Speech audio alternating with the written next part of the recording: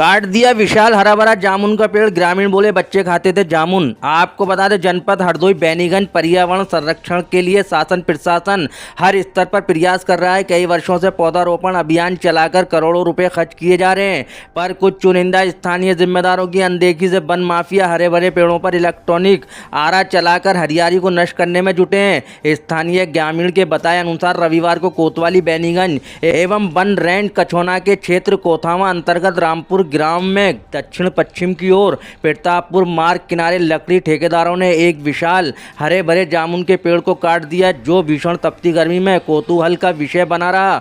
मौके पर पहुंचे गांव के लोग फलदार वृक्ष बताकर न काटने की बात कहते हुए बोले, हमारे यहाँ जामुन खाकर गर्मियों में आराम करते थे, क्या ऐसी गर्मी में भी पेड़ काटे जा रहे हैं। वहीं उपरोक्त मामले संबंधित वन क्षेत्र अधिकारी कछोना विनय कुमार सिंह ने फोन वार्ता की गई तो उन्होंने बताया कि उपरोक्त जामुन के पेड़ को काटे जाने का कोई विभागीय आदेश व परमिशन नहीं था। बीट प्रभारी व वन दरोगा को तत्काल भेजकर जामुन जांच अनुसार विभागीय कड़ी कार्रवाई की जाएगी। ABL 24 न्यूज से सह संवादक सर्वेश त्रिपाठी की खास रिपोर्ट।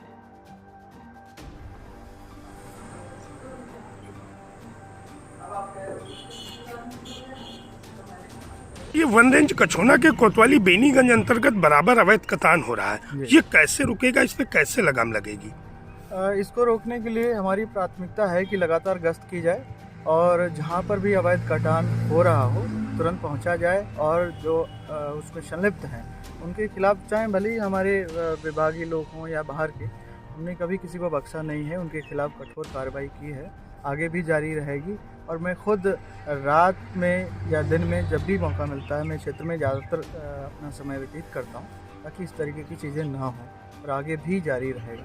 लेकिन सर ये आप कई बार कह चुके हैं, अब तक बराबर सूचनाएं मिलती रहती हैं कि पेड़ काटे गए, पेड़ काटे गए, कहीं न कहीं पर्यावरण के साथ में समझौता हो रहा है, ऐसा प्रतीत होता है। कैसे ये सही हो पाएगा? कहीं न कहीं कोई एक सिंडिकेट टाइप का काम कर रहा है, एक गठजोड़ टाइप का, जिसके अंतर्गत मिले होते हैं जो मैं नाम नहीं लेना चाहूँगा किसी, लेकिन है बहुत ही ऑर्गेनाइज तरीके से काम होता है। तो उसमें एक चैलेंज है हमारे सामने, फिर भी मैंने कोशिश किया है, लगातार जारी है और मैं एक दिन अपनी कोशिश में कामयाब होके रहूँगा और एक दिन आएगा जब बिल्कुल अवैध कटान नहीं होगा, कोई भी इलीगल चीज़ें नहीं होंगी। सर क्या लगता है कि बिल्कुल रोक देंगे या फिर कहीं न कहीं आप कहाँ तक दौड़ेंगे, कहाँ तक प्रयास करेंगे एक रेंजर होने के नाते? एक रेंजर होने के नाते हमारे जो दायित्व हैं वो उनका पूरी तरीके से निर्वहन करता हूँ अपने कर्तव्यों का। अवैध कटान की बात करें या जो भी इलीगल चीज़ें होती हैं हमारी रेंज में, उनके लिए सबसे पहले जिम्मेदारी बनती है जो क्षेत्र के लोग हैं, जिनका सेक्शन है, जिनकी बीट है।